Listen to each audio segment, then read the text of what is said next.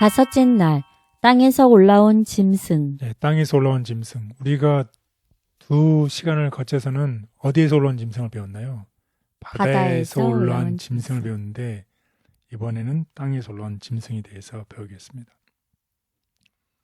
그래서 계시록 13장에 있는 이 내용을 보고 공부하겠습니다. 땅에서 올라온 짐승.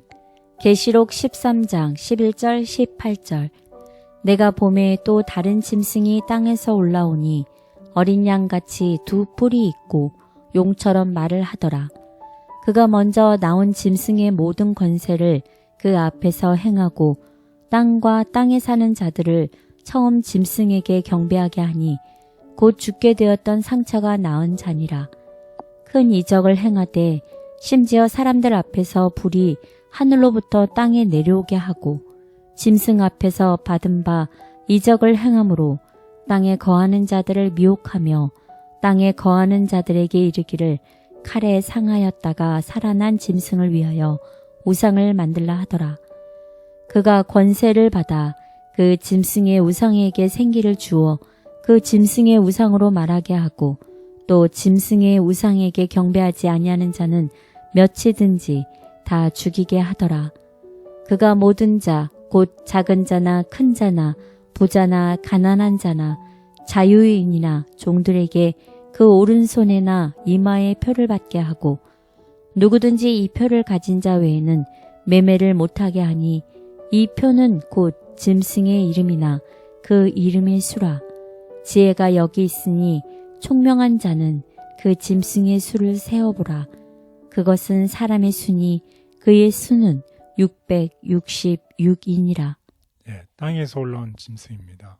아까는 우리가 바다에서 올라온 짐승을 배웠는데 두 번째 짐승은 땅에서 올라왔어요.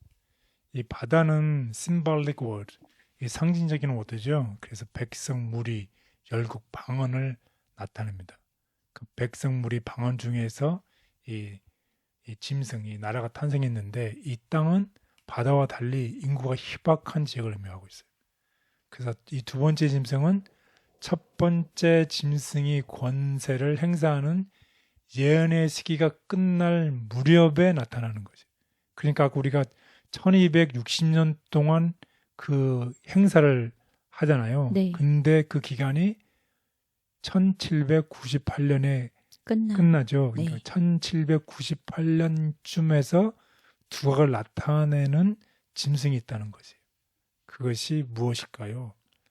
그래서 우리가 역사적으로 보면 미국이 1776년에 독립을 선언하고 1789년에 헌법을 채택하면서 급성장하게 세계 강대국으로 인정받은 나라가 바로 어디입니까? 미국이요. 네, 미국이라는 것입니다. 그래서 요한이 두 번째 짐승의 특징이 뭐냐면 땅에서 올라오는 짐승은 첫 번째는 어린 양같이 두 뿔이 있었어요. 그리고 나중에 용처럼 말을 했어요. 그래서 예언상에서 이 뿔도 심벌릭 워드죠. 이 상징이죠. 근데 뿔은 권력을 상징한다는 거죠. 근데 두 개의 뿔이 있으니까 두 개의 이 미국이 세워졌던 두 원칙이 있었죠. 정치적 자유와 종교적 자유라는 두 가지 통치 원칙을 가져와서 탄생한 나라가 이 미국이라는 것이에요. 그런데 첫째 짐승과 달리 이 두 번째 이 짐승은 뿔에 왕관이 없어요. 이 왕관이 있다는 말은 이 왕관, 이 나라가 왕정 군주제인데 뿔이 없다는 얘기는 왕정 군주제인 나라가 아니라는 것이에요. 네. 그러니까 명확하게 이 미국하고 이 계시록에 나와 있는 상징하고 마치 정확하게 이루어지고 있는 것을 알 수 있습니다. 그래서 이 미국이 이 짐승, 사탄을 위해서 우상을 만드는 역할을 한다는 것입니다. 미국이 짐승을 위하여 우상을 만든다. 미국이 짐승을 위하여 우상을 만든다는 것은 반드시 그 종교적 세력이 정부를 지배하고 교회가 그 자체의 목적을 이루기 위하여 국가의 권력을 사용하게 될 것을 의미하는 것이다. 그러므로 짐승의 우상이란 즉 자기의 교리를 강제하기 위하여 국권의 도움으로 생겨날 배교한 개신교도들의 단체를 대표하는 것이다. 비록 교회와 국가가 그 권력을 다하여 모든 자, 곧 작은 자나 큰 자나 부자나 빈궁한 자나 자유한 자나 종들로 강제로 짐승의 표를 받게 할지라도 하나님의 백성은 결코 그것을 받지 아니할 것이다. 반모의 선지자는 짐승과 그의 우상과 그의 이름의 수를 이기고 벗어난 자들이 유리 바닷가에 서서 하나님의 검은고를 가지고 하나님의 종 모세의 노래 어린 양의 노래를 부르는 것을 보았다. 우리에게는 허비할 시간이 전혀 없다. 이 세상 역사의 종말에 가까이 다가갈수록 우리는 말세와 관련된 예언들을 특별히 연구해야 한다. 신학의 마지막 책은 우리가 이해해야 할 필요가 있는 진리로 가득 차 있다. 사탄이 사람들의 정신을 놀멀게 했기 때문에 사람들은 요한계시록을 연구하지 않는 어떤 구실에 대해서도 기쁘게 생각해 왔다. 그러나 그리스도께서는 그분의 종 요한을 통하여 말세에 벌어질 일을 여기에 선포해 놓으셨다. 이 예언의 말씀을 읽는 자와 듣는 자들과 그 가운데 기록한 것을 지키는 자들이 복이 있나니.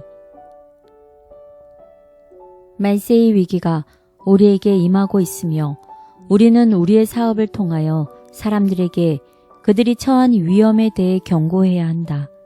예언이 계시하는 엄숙한 장면들을 건드리지도 않고 지나쳐서는 안 된다. 만일 우리 백성이 절반만이라도 깨어있다면, 만일 그들이 요한계시록에 묘사된 사건들의 임박함을 깨닫기만 한다면 우리 교회 안에는 신앙 부흥이 일어나 더욱 많은 사람이 기별을 믿게 될 것이다.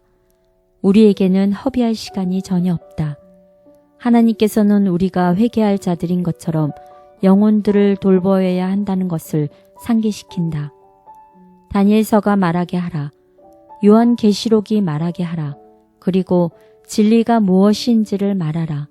그러나 주제의 어떤 면을 제시할지라도 예수님을 모든 소망의 중심, 다윗의 뿌리요 자손이니 곧 광명한 새벽별로서 높이도록 하라.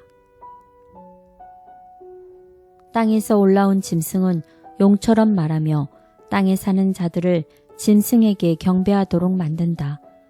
예언을 성취한 미국은 모두에게 그 일을 요구하는데 앞장설 것이다. 땅에서 올라온 새끼 양에 부합하는 유일한 국가. 그러나 새끼 양과 같이 두 뿔을 가진 짐승은 땅에서 올라왔다.